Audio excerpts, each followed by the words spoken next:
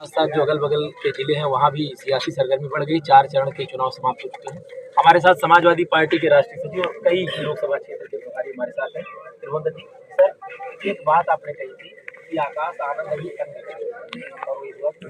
देखिए, मैं 40 साल का बहुजन समाज पार्टी का अनुभव की बात आपसे की। मैंने उस दिन कहा था कि अभी आकाश आनंद जी को बहुजन समाज पार्टी को पढ़ने में 10 वर्ष लगे।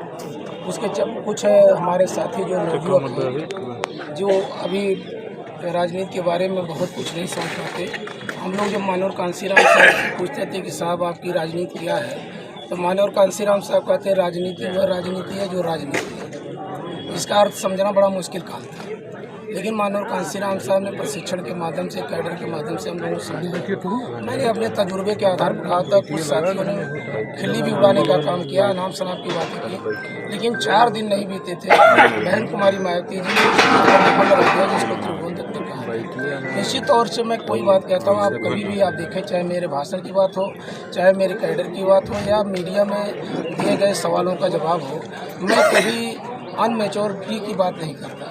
मैं कोई बात करता हूँ बहुत सोच समझ करता हूँ और सत्यता पर खरा उतरने की कोशिश करता हूँ। अम्बेडकर नगर लोकसभा सीट से आजमगढ़ लालगंज कई सीटों की जिम्मेदारी, क्या माहौल देख रहे हैं खासकर पूर्वांचल? देखिए, इस समय माहौल पूर्वांचल में क्या पूरे देश और प्रदेश में जनता ने मन बना लिया है कि हमें बीजेपी की सरकार को हटाना है, और इस सरकार को हटाने के पीछे कारण भी है।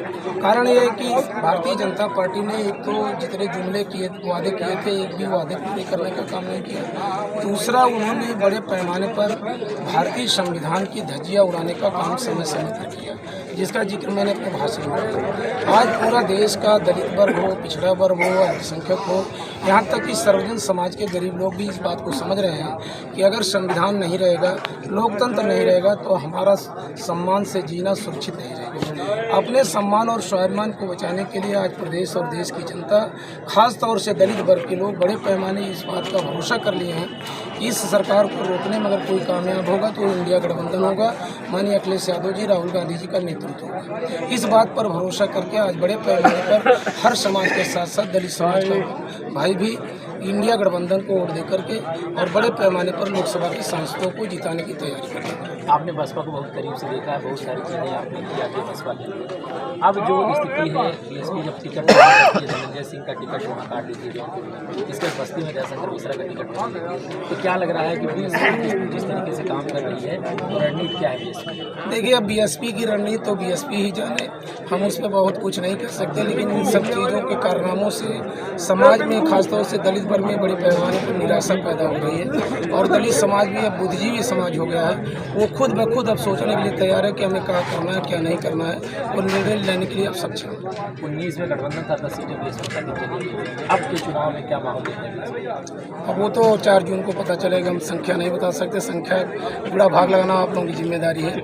हम लोग अपना काम कर रहे हैं, निश्चित तौर से 4 तारीख को अपने आप पता चल जाएगी कौन कितने पाने में। अभी आपने समाजवादी पार्टी के राष्ट्रीय सचिव और आलापुर के विधायक त्रिभुवन जी को सुना, जिनका कहना है कि 4 जून को जब परिणाम आएगा तो परिणाम के बाद जो है उत्तर प्रदेश के साथ साथ देश की जो पार्लियामेंट्री का जो चुनाव है उसका भी रिजल्ट तय कर देगा कि इंडिया गठबंधन भारी होता है या फिर एनडीए।